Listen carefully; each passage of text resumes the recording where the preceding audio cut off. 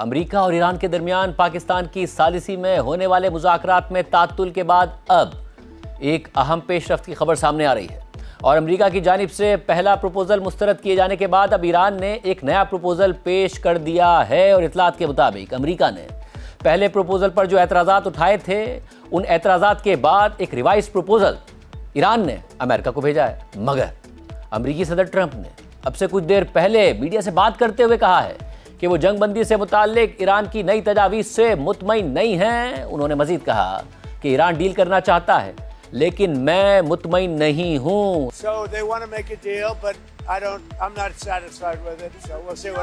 ہم آپ کو ایک دفعہ پھر بتا دیں ناظرین کہ آج خبر آئی کہ کل کے دن جمعرات کے دن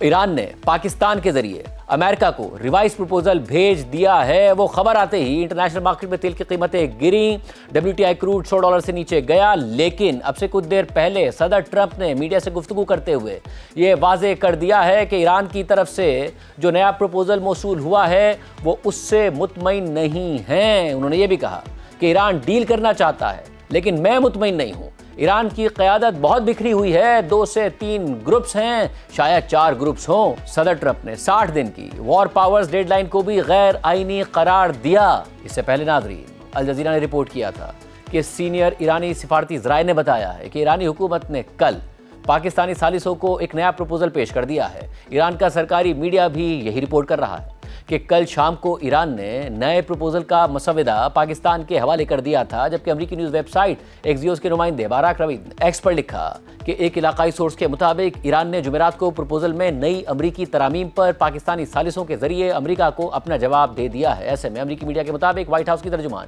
اینا کیلی نے تو یہ کہا تھا کہ نیا پروپوزل پیش کرنے کی رپورٹس پر براہ راست تبصرہ کرنے سے ہم انکار کرتے ہیں کیونکہ ہم نجی سفارتی گفتگو کی تفصیلات ظاہر نہیں کرتے ہیں، لیکن صدر ٹرمپ نے خود ابھی میڈیا سے بات کرتے ہوئے یہ کہہ دیا ہے کہ جو ایران کا نیا پروپوزل انہیں ملا ہے وہ اس سے مطمئن نہیں ہے۔ ساتھ میں یہ بھی کہہ دیا ہے کہ ایران جوہری ہتھیار نہیں رکھ سکتا ہے۔ صدر ٹرمپ بار بار اس موقف کو دہرا رہے ہیں جس سے یہ بات واضح ہو رہی ہے کہ ایران ابھی بھی یہ بات ماننے کو تیار نہیں ہے کہ کسی بھی طریقے سے وہ نیوکلیئر ہتھیار یا پھر جو نیوکلیئر انرچمنٹ کا آپشن ہے اس سے دستبردار ہو جائے گا۔ اس کے علاوہ ٹرمپ نے ایک بار پھر یہ بھی کہا کہ اس وقت تک کوئی معاہدہ نہیں ہوگا جب تک کہ ایران اس بات پر اتفاق نہ کر لے کہ اس کے پاس کوئی جوہری ہتھیار نہیں ہوگا۔ جبکہ آج ایران کے وزیر خارجہ عباس عراقچی نے خطے کے مختلف ممالک کے وزرائے خارجہ سے بات کی ہے، جس میں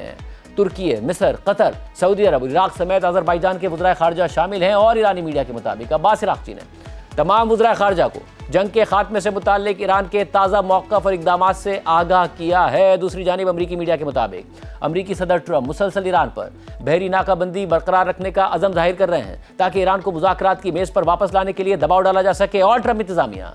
ناکہ بندی کو مزید جاری رکھنے کی تیاری بھی کر رہی ہے۔ جبکہ ایکزیوس کے نمائندے باراک روید کے مطابق 2 امریکی حکام نے انہیں بتایا ہے کہ کل سینٹ کام کے کمانڈر ایڈمرل بریٹ کوپر اور chairman joint chiefs of staff general Dan Caine نے صدر ٹرمپ کو ایران کے خلاف ممکنہ فوجی کارروائی کے نئے منصوبوں پر 45 منٹ تک بریفنگ دی ہے، جس کے بعد یہ خطرہ بھی پیدا ہو رہا ہے کہ آج جمعہ ہے، مارکیٹس بند ہو جائیں گی۔ مارکیٹس بند ہونے کا مطلب ہے 2 دن، اور 2 دن میں کہیں امریکہ کوئی نئی کارروائی تو نہیں کر دے گا، کیونکہ مذاکرات میں ڈیڈ لاک آنے کے بعد یہ اس بات کا اندیشہ بڑھ رہا ہے کہ مذاکرات کا ڈیڈ لاک توڑنے کے لیے دوبارہ کوئی فوجی کارروائی ہو سکتی ہے۔ ایسے میں امریکی دھمکیوں اور بحری ناکہ بندی پر ایران کا سخت موقف بھی سامنے آ رہا ہے۔ ایرانی پارلیمنٹ کے اسپیکر محمد باقر قالیباف نے ایکس پر امریکہ کا نقشہ شیئر کرتے ہوئے لکھا کہ اگر آپ امریکہ میں 2 دیواریں بنائیں، ایک نیو یارک سٹی سے ویسٹ کوسٹ تک اور دوسری لاس اینجلس سے ایسٹ کوسٹ تک، تو ان دونوں کی کل لمبائی 7755 کلومیٹر ہوگی، جو پھر بھی ایران کی کل سرحدوں سے تقریباً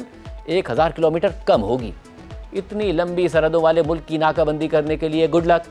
اس دوران محمد باقر قالیباف نے تنزیہ طور پر لکھا کہ پیٹ ہیگسیٹ کی رہنمائی کے لیے 1 کلومیٹر کا مطلب 0.62 میل ہوتا ہے۔ جبکہ ایرانی میڈیا کے مطابق ایران کی عدلیہ کے سربراہ غلام حسین محسنی نے کہا ہے کہ اگر ہماری عزت اور وقار کو خطرہ لاحق ہوا تو ہم اس کے دفاع کے لیے لڑیں گے۔ یہ ہماری قوم کا مضبوط موقف ہے جو کہ ایک ملک گیر مہم میں نظر آتا ہے۔ اس مہم میں ایران کے چاہنے والے 3 کروڑ سے زائد افراد نے حصہ لیا ہے اور اس مہم نے دشمن کو ہلا کر رکھ دیا ہے۔ غلام حسین محسنی کے مطابق ایران نے کبھی مذاکرات سے منہ نہیں موڑا۔ ہم نے ہمیشہ بات چیت کا خیر مقدم کیا، لیکن صرف اسی بات چیت کا جو منطق اور عقل پر مبنی ہو۔ ہم دباؤ یا مسلط کردہ شرائط کو قبول نہیں کریں گے۔ ایرانی عدلیہ کے سربراہ نے مزید کہا کہ جو دشمن دھمکیوں اور جارحیت کے ذریعے اپنے مقاصد حاصل کرنے میں ناکام رہا ہے وہ مذاکرات کی میز پر بھی اپنی شرائط مسلط نہیں کر سکے گا۔ ایران امریکی اور اسرائیلی جارحیت اور ایرانی عوام کے خلاف کیے گئے جنگی جرائم پر قانونی اور عدالتی کارروائی کو اندرون ملک اور بیرونی ملک بین الاقوامی سطح پر جاری رکھے گا۔ ذمہ دار افراد کے خلاف مقدمہ چلایا جائے گا،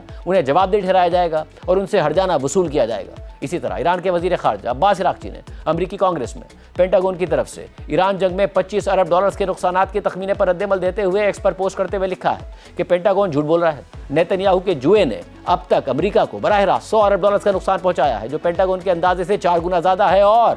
امریکی ٹیکس پیئرز کے لیے اس جنگ کے انڈائریکٹ اخراجات اس سے کہیں زیادہ ہیں۔ ہر امریکی گھرانے پر ماہانہ بوجھ $500 ہے اور یہ تیزی سے بڑھ رہا ہے۔ اسرائیل فرسٹ کا مطلب ہمیشہ امریکہ لاسٹ ہوتا ہے۔